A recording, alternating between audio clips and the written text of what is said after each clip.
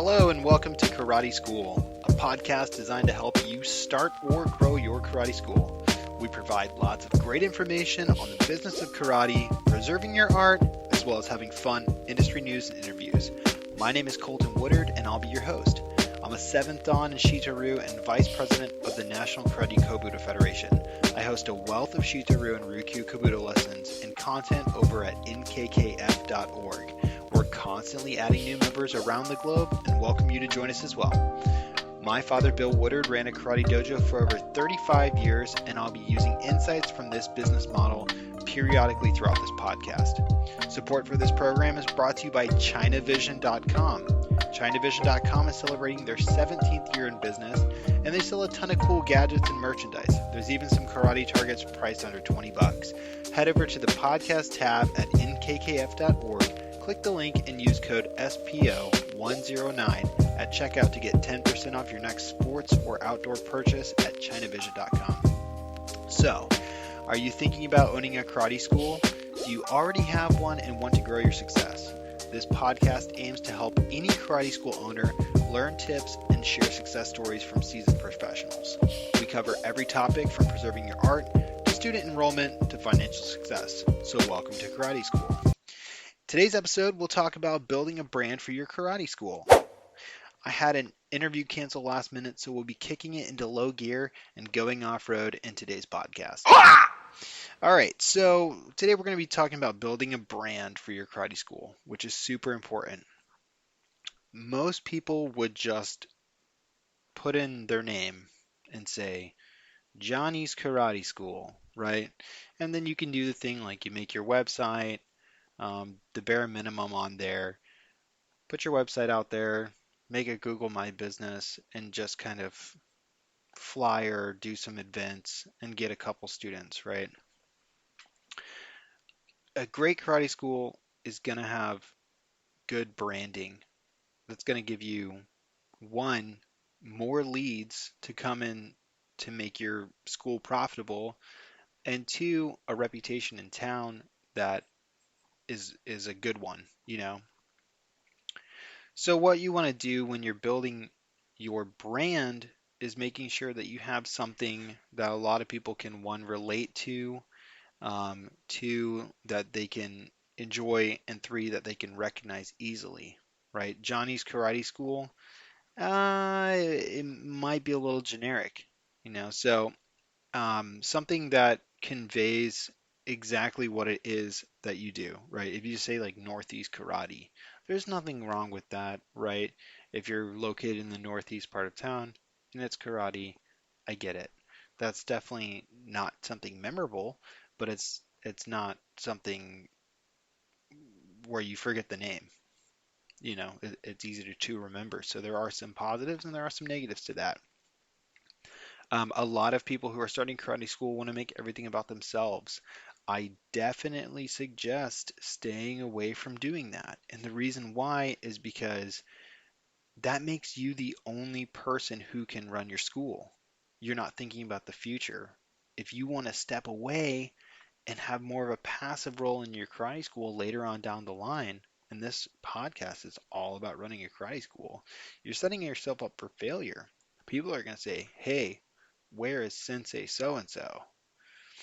I came for him. This is his karate school. Why am I learning from Don, on Tuesdays? Why am I learning from Justin on Wednesdays? Um, so something to think about. Don't make it about yourself, right? Um, for example, I could go start a karate school right now in North Florida, right? I could call it North Florida Karate. It's a little generic, you know. So I would use something exciting that kind of stands out from the crowd, right? Um, I would call it like um, Champions Top Karate. So when they're going through the list of all the karate schools in town, because there are always going to be some, especially if you become successful, more people are going to want to emulate your success. And in most cases, there's plenty of people to go around. You got to remember that you can only fit a certain amount of students in the dojo at a time. There is a cap to how many students you can have. If you live in a town with a population of 300,000, you're not going to get 300,000 people to join your school. Your your cap is going to be how many days that you're open, how many people you can fit in those classes, and that's the maximum amount of money that you can make. And do you even want that many students? That's the other thing. That's more people, more work for you. So you're going to come to a fork in the road where you have to decide what your goal is for your karate school. Are you going to maximize the money that you're able to make? Do you open multiple locations to service a growing demand, or do you upgrade to a larger location? Are you going to be the one who has to be there every single day? Or are you going to create a business model to where you can come in and out, work certain days, or oversee operations and have your employees run the classes? So we're not going to talk operations. That's for another day. We're going to talk about brands. So getting back to it, creating a name that stands out is really, really good. You want to stand out from the crowd so they're not just dialing any old karate school, right? They're looking down the list and they're kind of, reading the things off. Okay, American Traditional Karate Academy, all right. This one is the North Side Karate. This one's Orlando Karate School. This one is American Athletic Karate. And then, what did I say? Champions Top Karate. I'm like, oh, wow. The Champions Karate. Let me click on this one, right? And then you have a really cool page, easily identifiable logo that everyone, like you see it around town. You're like, oh, I've seen that, right? That's what building a brand is think Coca-Cola. You've seen it everywhere. You could identify it a mile away. You kind of want to do the same thing when you're building your karate school, is not make it about yourself, make it about the brand. Have the image in your mind of what you're going to build and make it replicable so that you could open more of them, right? Have everything in a process written down with the consistent logos that you can use on every single one of them. So you could say, you know, um, Champions Top Karate, and then you have that location open, and then you can go to the south side of town a year later, take your funds and open another school, Champions Top Karate, and they go, oh, there's one of those Champions Top Karate closer to me. I always wanted to go over there. It was just such a far drive. And you'd be surprised, a lot of people, your location in town is what does decide whether or not they're going to join, right? So location's important, but branding is very important. And I would say create a brand, be consistent. Are you going to put that logo on your uniforms? Um, are you going to use merchandise as part of your business model of how you're making money with the karate or martial arts? If you're doing a different style, are you putting this on your vehicle wraps if you're using vehicles on the windows of the school on billboards? That's one of the things that's really expensive that you can't really quantify. But I would say when you're doing branding and marketing, do a lot of social media stuff. I mean, that's getting it out there, even if it's just an impression. It's stuff that people are seeing. You want to be eye-catching. You want to be highly targeted, getting as many leads as possible, and then following up with those leads. Again, we're not going to talk operations in this episode, but being seen 7 times and then that eighth time is kind of like, hey, I've seen that a lot and I've been meaning to go there, right? And then all of a sudden you're reaching out to them, hey, I've seen you've been on our website. Do you want to come try a free lesson? Giving them that offer after they've seen it so many times, they're a qualified person, and there's Google Analytics and there's tracking and there's cookies. So you can actually now, if you're working with a marketing company or if you're good at this yourself, you can have a way that you can market to people who have visited your website in the past 30 days, or people that have visited a certain amount of times, and you can start sending them, coupons and stuff, invite them in for a free lesson. Hey, if you've been interested in trying this your whole life, come try it for free. We're giving away a free lesson, no obligation. And then, once they try it at the end of that class, always ask them, you know, again, not operations. We're not talking sales today, but how'd you like the lesson? What didn't you like? What did you like? Did you have a great time? Could you see yourself doing this more often? Was it difficult for you? Did you feel challenged enough? Because a lot of people are varying levels of athletic ability and coordination. So someone could come in and take a beginner's class and they could feel very challenged and have a great time and see themselves growing. Other people might come in and take the beginner's class and say, yeah, it was too easy. I was expecting something harder, right? So it's always good to get feedback and you could say, oh, well, you know what? Let's give you another free lesson. Come into the intermediate, right? And then they come try that one out. And then they came back, if they came back, they're ready. And if they thought that one was too easy, put them in the advanced class. And then, invite them to join the dojo and say, you're going to have trading partners, growth. But building that brand and getting reviews is also one of the big things too. Always be asking everyone who tried a free lesson to leave a review of your program and of your facility, and making sure that you're building your reputation in town, because that's what it is. It's not building Johnny's Karate. It's not building your name, right? Personally, you're building something that can last for a really, really long time. Like if you have kids and they want to take over the dojo in the future, they're not going to take over Johnny's Karate. Their name's not Johnny. It doesn't really make sense, right? But if it's just Champions Top Karate, anyone could take it over. And if you want to retire someday and sell your business, which is it is a real thing, you want to have all your tax papers and financial history and statements and a lot of things that go into that. You could sell your karate school to somebody else who's looking to buy one and then retire. There's a lot of things that you can do with a karate school because you're building an asset as a business that is possibly franchisable. Um, there's a lot of opportunities for it to be really, really cool, um, that a lot of people don't think about.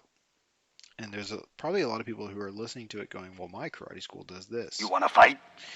Um, yeah, that's true. There's no one right way to do it, and what I'm telling you now probably isn't a direct fit for every single scenario. There's going to be different markets, different towns. Everything is going to be slightly different, but the branding aspect of it, I promise you, is going to be probably the most important thing that you can do. Build your brand, build your reputation.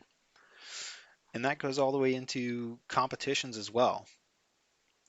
Once you build a brand and you build a dojo that has a great reputation and you're putting out quality martial arts and you start doing competitions and your competition team is well known, when you go to tournaments and your students compete, people are going to know, oh, they came from this school. I've heard of that school, right? Automatically, there's a human factor that goes into that in any judging competition, whether it's dance or gymnastics or karate, any performance sport that doesn't have a direct, scoring um, method like putting a ball into a basket, there's a human factor called a judgment call that comes into play. And a lot of the times, a crowd favorite competitor scores higher or does better just because they have that recognition built into them. So building your brand can do things like that as well. It does come into play. It's not quantifiable and it's not trackable. But talk to any marketer out there. That's branding, right? There's a lot of things that go into it. So definitely build your brand, put the effort into it. There's a lot of other things we could talk about, like search engine optimization. Um, I mean, that's a big thing. You spend a lot of time on it. Make sure your website's awesome. Work with a marketing person if you're not savvy at it, to make sure that you are getting the most out of your local search results when people search for keywords like karate or learning karate, things like that. If you're looking to take the easy way out and you want to do an affiliate program, we have resources for you as well at nkkf.org, to where you can get 50% on anyone who signs up as a member. They use your coupon code, and every 30 days we do a payout via PayPal for those students as long as they're an active member. And it's all trackable, and we send you a breakdown of who the students are and your amount as well. And you just sign a 1099 MISC for your tax purposes. So there's ways to teach karate online as well. There's so many different things that you can do that you don't need money up front. You don't need a dojo. You could teach in your backyard. You could teach private lessons online. That is still a karate school, right? If you wanted to solely teach out of a green screen room in your house, and you have a following online that you've built through your branding, you could do that. You could do just coaching, right? You could do just private lessons. There's no traditional role that has to be played anymore now that we have all these resources at our fingertips. We're in an ever-changing world with a huge demand for karate. We just had karate in the Olympics for the first time ever. And um, there's movies, Marvel just put out a martial arts movie, and there's always a martial arts movie or a cartoon for kids, or a TV show that needs, you know, um, actors who can do martial arts. So there's a lot of different niche markets that you can kind of fit into as a karate instructor and with a karate school. You can use that as a discipline program. You can use it as a fitness program. You can use it as a traditional karate program. There's so many things that you can do with a karate school. Pick your branding, pick your goal, pick your niche market, and don't give up. Just kind of put in the work and make sure your brand is growing. Do everything so it's trackable. I would suggest getting an automated invoicing and billing program. That way you're not constantly chasing people down for money. And like I said, this off the cuff, but just really focusing on appearing in local search results, having your phone number, email out there if you don't have a physical location, doing online marketing so that you are showing up in search results and you are getting the calls so that you can follow up with these people and turn it over and make more students. And then personally, this is something that I've seen go horribly wrong is the students with you for very many years and then they take a break and they don't come back and you just never follow up with them. You got to realize that in karate and as a teacher, you are helping these people for a very long time, right? And that door needs to stay open. Um, I've seen too many times people wish that they could come back to karate, but they're too embarrassed or ashamed to even come back into the dojo because they feel like they abandoned the dojo or let down their teammates or dishonored their sensei, and it feels kind of toxic. So I feel like if you can just have compassion and you can focus on what's not best for you. Again, take yourself out of the equation. What's best for the brand, what's best for your business, and what's best for the students to keep them coming back and learning, right? Leave that door open. Student wants to come back 2 years later, they took a break for personal reasons or whatever. Let them come back. Let them train. Let them start again. They might be so much more reinvigorated the second time around, right? It's like you don't know what you have till it's gone. I've been through that so many times in my own personal karate journey and had regrets about how much training time that I lost, right? Taking a 2-year break could be devastating to your progress, but when you come back, you always have that aching yearning that you know, wish you would have trained harder for those 2 years you were gone, but now you're invigorated and you're fired up and you want to get back in the dojo and train even harder and spend time in there and really, you know, become an advocate of that brand, right? And some people it saves their lives. You never know what a student's going through. They might have severe depression, right? They go through a bad breakup, something like that, and they need to get their mind off of it, right?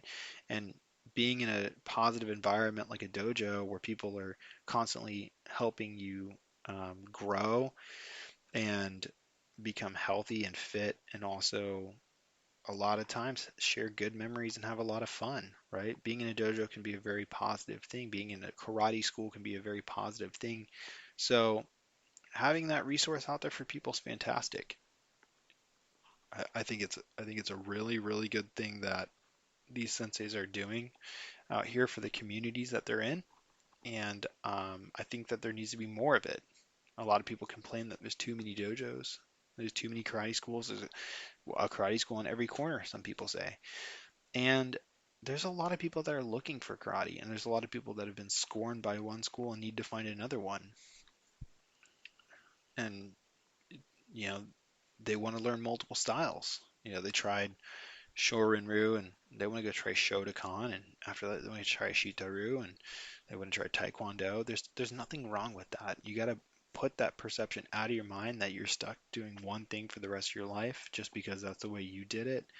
Um, like I said again, the advice that I give, it's probably not one size fits all advice, but building your brand, that's definitely advice that's going to make you successful. I'd say take yourself out of the equation again, focus on building your school, focus on building your school with values and sticking to those values, and put a goal in mind of where it's going to go and what you stand for, and just focus on building out to the absolute best that it can possibly be, and you can't go wrong. If you have any questions about karate, about running a karate school, or growing your business, I would love to hear them. Please email them to honbu@nkkf.org. That's HONBU at nkkf.org. And I will answer them on the next show. I'd love to hear about your school.